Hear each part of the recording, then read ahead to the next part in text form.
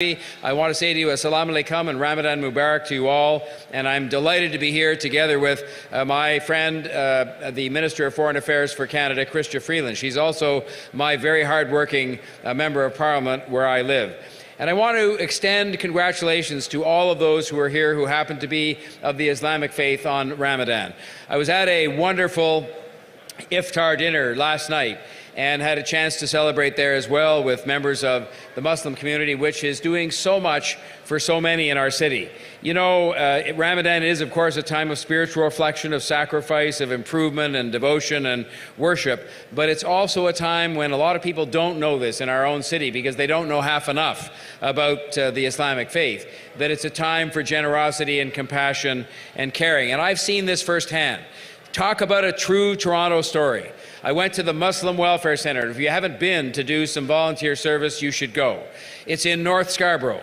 And every week on Saturday, they do things every day, but every week on Saturday, that's generally the kind of day that I can go, they prepare sandwiches and meals, and they come downtown to the Christian Resource Centre at Regent Park. And there they distribute the food that they've made as volunteers to people who need help with their food.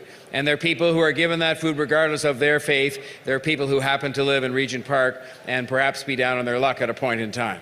But what a great story that you have the Muslim Welfare Centre making lunch and serving it at the Christian Resource Centre to people in Toronto regardless of faith. That's the story of Toronto. That's why this is a great city.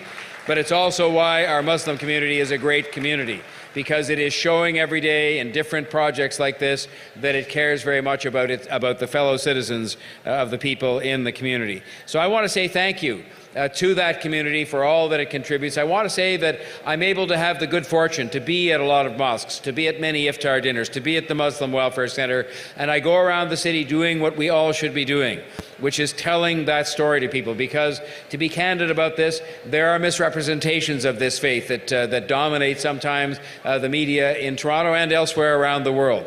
And I know from my own exposure to this community, from the warmth with which I'm received at Friday prayers, or at an iftar dinner, or at an Eid celebration, just how much this community feels a part of the fabric of this city and must be made to feel a part of the fabric of this city by us embracing them and understanding what their faith is really all about. And the contributions that the community is making in every other area of life in Toronto are huge. Business, professions, social life, the political life. My friend Omar Al-Gabra, Member of Parliament, is here somewhere, and he's just one of many who've made such a big contribution. The theme of tonight, and I'm the last politician you'll be very glad to know, you should give a big round of applause for that, but having said all that, no, don't do that. You'll make me feel bad. It's diversity, unity, and prosperity. And I would only add one thing to that, because it is one thing we still have to work on. Diversity and unity will help to produce prosperity.